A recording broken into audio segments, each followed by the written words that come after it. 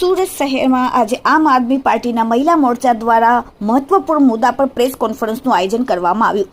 આ પ્રેસ કોન્ફરન્સમાં આમ આદમી પાર્ટીના પ્રદેશ મહિલા પ્રમુખ પાયલ સાકરિયા, પ્રદેશ મહિલા ઉપપ્રમુખ રચનાબેન હિરપરા, પ્રદેશ મહિલા ઉપપ્રમુખ કાજલ ગોગારી, પ્રદેશ મહિલા સંગઠન મંત્રી મોનિકા સંઘવી સહિત તમામ આમ આદમી પાર્ટીની મહિલા કાર્યકર્તાઓ સાથે આ પ્રેસ કોન્ફરન્સમાં પ્રદેશ મહિલા પ્રમુખ પાયલ સાકરિયાએ મીડિયા સમક્ષ કહ્યું કે ગુજરાત રાજ્ય સમૃદ્ધ અને સુરક્ષિત હોય એવું આપણે સપનું જોતા હોઈએ છીએ, જ્યાં મહિલાઓનું સન્માન કરવામાં આવે અને મહિલાઓ માટે તમામ પ્રકારના કામ થાય એવું સપનું જોતા હોઈએ છીએ, પરંતુ હાલમાં જે હકીકત એકદમ અલગ છે। હાલમાં ગુજરાતમાં લાખો મહિલાઓ અસુરક્ષા વચ્ચે જીવી રહી છે। પંજાબમાં આમ આદમી પાર્ટીની સરકાર દ્વારા આજથી મહિલાઓને સન્માન રાશિ આપવાની શરૂ કરવામાં આવી છે। દરેક મહિલાઓના ખાતામાં 1000 રૂપિયા આપવામાં આવશે અને એસસી સમાજની મહિલાઓને દર મહિને 1500 રૂપિયા આપવામાં આવશે। વધુમાં આમ આદમી પાર્ટીની મહિલા નેતા પાયલે કહ્યું કે આપણા મનમાં એક જ સવાલ છે કે જો પંજાબની આમ આદમી પાર્ટીની સરકાર મહિલાઓને સન્માન રાશિ આપી શકે છે તો ગુજરાતની સરકાર કેમ નથી આપી શકતી? પંજાબની મહિલાઓનો સરકાર બનાવવામાં જેટલો ફાળો છે એટલો જ ફાળો ગુજરાતની મહિલાઓનો પણ ગુજરાતમાં સરકાર બનાવવાનો છે। સભાઓમાં બોલવા માટે મહિલાઓનો ઉપયોગ કરવામાં આવે છે, મહિલાઓ પાસે તાળીઓ પડાવવામાં આવે છે। આ રીતે મહિલાઓનો ઉપયોગ થાય છે, પરંતુ મહિલાઓ માટે વિચારતી સરકાર ક્યાં છે આજે? અને મહિલાઓને સન્માન રાશિ આપવાની વાત કરીશું તો ભાજપના નેતાઓ કહેશે કે ગુજરાતની જનતાને રેવડી પસંદ નથી, પરંતુ વાસ્તવિકતા એ છે કે ભાજપમાં જે નેતાઓ ધારાસભ્ય બનીને બેઠા છે તેઓ ગુજરાતના લોકોને ટેક્સના પૈસે એસો આરામ કરે છે। એમએલએ ક્વાર્ટર મળ્યા છે પણ જનતાના પૈસે મળ્યા છે। જનતાના પૈસે એ લોકોની ગાડીમાં પેટ્રોલ નખાય છે, એમનો મેડિકલનો અને મુસાફરીનો ખર્ચો પણ જનતાના પૈસે આપવામાં આવે છે। બીજી બાજુ જ્યારે લોકોની સુવિધાઓમાં વાત કરવામાં આવે તો જનતાને માત્ર ને માત્ર મોંઘાવારી અને બેરોજગારી આપવામાં આવી છે। પોસ્ટરમાં આત્મનિર્ભર લખી દેવાથી કોઈ મહિલા આત્મનિર્ભર નહીં બને। પાયલ સાકરિયાએ એ પણ કહ્યું કે ગુજરાતના બજેટમાંથી મહિલાઓને શું નાનો એવો પણ ભાગ મળી શકે એમ નથી।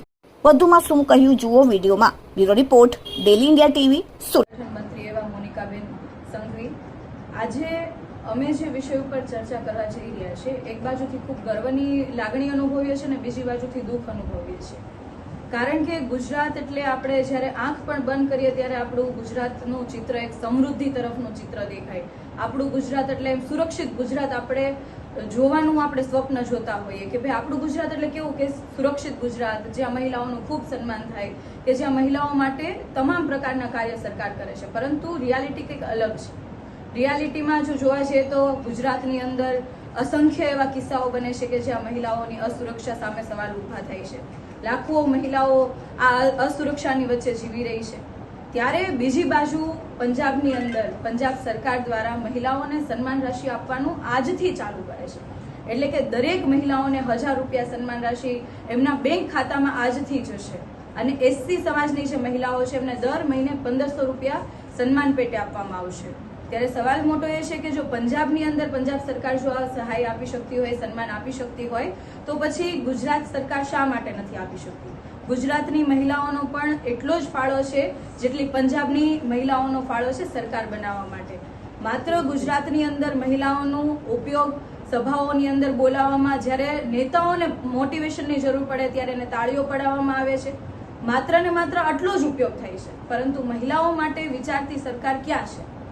આજે જ્યારે મહિલાઓને સન્માન આપવાની ને હક આપવાની અમે વાત કરીશું, આમ આદમી પાર્ટી વાત કરશે, ત્યારે ભાજપના ઘણા બધા નેતાઓ એવું કહેશે કે અમે રેવડી નથી આપતા, ગુજરાતની જનતાને રેવડી પસંદ નથી, પણ વાસ્તવિકતા એ છે કે આ જ ભાજપના નેતાઓ જે ધારાસભ્ય બનીને બેઠા છે, તમામ ધારાસભ્યો ગુજરાતના લોકોના ટેક્સના પૈસે એશો આરામ કરે છે। એને એમએલએ ક્વાર્ટર મળે છે તો સરકારના પૈસા જનતાના પૈસે મળે છે, એમને ગાડીની અંદર પેટ્રોલ જનતાના પૈસે નખાય છે, એમનો મેડિકલનો ખર્ચ જનતાના પૈસામાંથી આપવામાં આવે છે, એમની મુસાફરીનો ખર્ચ જનતાના પૈસામાંથી આપવામાં આવે છે। જ્યારે બીજી બાજુ જ્યારે લોકોની સુવિધાની વાત કરવામાં આવે તો લોકોની સુવિધામાં શું આપવામાં આવે છે? તો માત્ર ને માત્ર મોંઘવારી, બેરોજગારી અને આની વચ્ચે ઝઝુમવાનો વારો અત્યારે ગુજરાતની જનતાનો છે। ત્યારે અમે પણ માંગણી એ કરીએ છીએ કે માત્ર ને માત્ર મહિલા સુરક્ષા, મહિલા સન્માન, નારી સશક્તિકરણ, આ બધા જ જે વાયદાઓ છે, બધા સૂત્ર છે, માત્ર ને માત્ર પોસ્ટરમાં નહીં, જાહેર મંચો પર નહીં, પરંતુ હકીકતની અંદર હોવા જોઈએ। આત્મનિર્ભરની જો વાત કરતા હોય તો આત્મનિર્ભર એવી રીતના પોસ્ટર પર નામ લખી દેવાથી નથી થતું, પરંતુ ખરા અર્થની અંદર મહિલાઓ માટે આર્થિક સહાય હોવી જોઈએ અને આ નાની એવી આર્થિક સહાયથી મહિલાઓ નાના મોટા કાર્ય પોતાની જાતે કરી શકે છે. હજારો કરોડોનું ગુજરાતનું બજેટ છે, તો આ હજારો કરોડના સમૃદ્ધ બજેટની અંદર મહિલાઓ માટે આટલો પણ કહેવાય કે ભાગ નથી, મહિલા સન્માન માટે એટલી પણ જગ્યા નથી. તો શા માટે નથી? અને આ બાબતે હું ભારતીય જનતા પાર્ટીના તમામ શાસક પક્ષના ધારાસભ્યોને સવાલ કરવા માંગુ છું કે જો ગુજરાત સરકાર, જે પંજાબ સરકાર જે રીતના સહાય આપી શકતી હોય, સન્માન આપી શકતી હોય, તો ગુજરાત સરકાર શા માટે નથી આપી શકતી? અને તમે શા માટે નારી સન્માન માટે, નારીઓને, મહિલાઓને સશક્ત કરવા માટે, આત્મનિર્ભરના પગલાં લેવા માટે શા માટે એમને આર્થિક સહાય નથી આપી શકતા? બસ આ જ વાત સાથે અમે સરકાર પાસે માંગણી કરીએ છીએ કે જે રીતે પંજાબ સરકાર, આમ આદમી પાર્ટીની સરકાર, ભગવત માનજીની સરકાર જો મહિલાઓને આર્થિક સહાય આપી શકતી હોય, સન્માનિત કરી શકતી હોય, તો ગુજરાત સરકારે પણ આવી યોજનાઓ લાગુ કરવી જોઈએ અને ગુજરાતની મહિલાઓને આવી રીતે સન્માન આપવું જોઈએ.